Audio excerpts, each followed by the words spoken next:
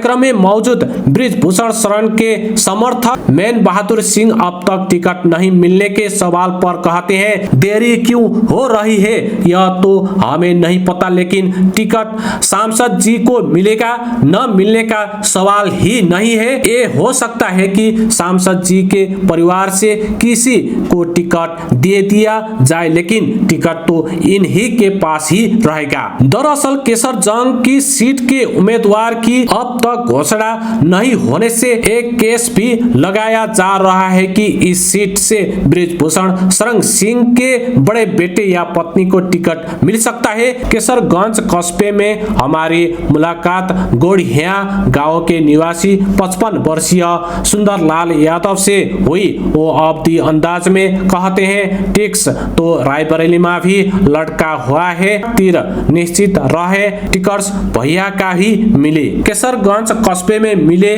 35 वर्षीय कलाम बताते हैं, सांसद बृजभूषण शरण की छवि अच्छी है। व्यक्तिगत छवि के कारण हिंदू मुसलमान दोनों धर्म के लिए लोग इनको वोट देते हैं। क्षेत्र में आने पर दोनों धर्म के लोगों से मिलते हैं, सबके घर जाते हैं, कोई भेदभाव नहीं रखते। अगर भाजपा इनको टिकट देगी तो यही जीतेंगे, नहीं तो सपा यहाँ से निकलेगी। वही पयागपुर विधानसभा के करीमुल्लापुर निवासी राजू निषाद कहते हैं, हमारे क्षेत्र में विकास का जितना काम होना चाहिए उतना हुआ नहीं है। मेरे गांव के पास की सड़क सालों से बेकार पड़ी है, आज तक नहीं बनी, नाली का काम भी नहीं हुआ है। सांसद जी विकास के काम पर ध्यान दिए बिना चुनाव जीत जाते हैं। वही कर्नेलगंज विधानसभा क्षेत्र के ध्रुवराज रक्सडिया गांव के पूर्व प्रधान है। वो कहते हैं, अपने लोकसभा क्षेत्र में बच्चों के लिए स्कूल खुला है,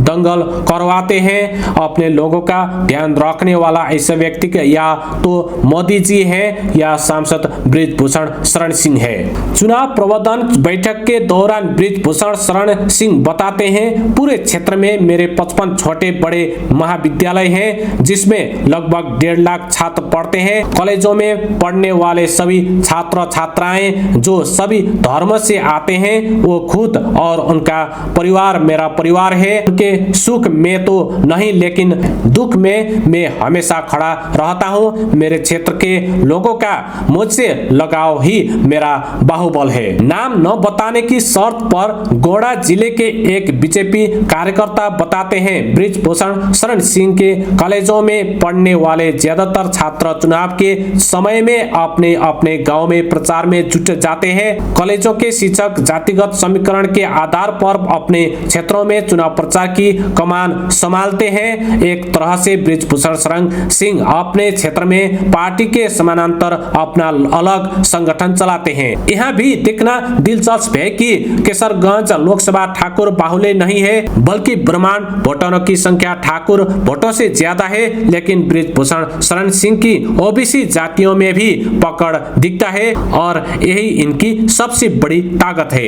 केसरगंज और रायबरेली को छोड़ दिया जाए तो उत्तर प्रदेश की हर सीट पर प्रत्याशियों की घोषणा हो चुकी है। केसरगंज सीट से प्रत्याशी घोषणा में देरी क्यों हो रही है, इस पर गोड़ा के बीजेपी जिला अध्यक्ष अमर किशोर कश्यप कहते हैं, देरी का कोई कारण नहीं है। सांसद जी पूरे प्रयास में लगे हुए हैं कि उनका टिकट हो जाए। उन पर जो आरोप लगा है वो गलत है तो संगठन उनको टिकट दे सकता है।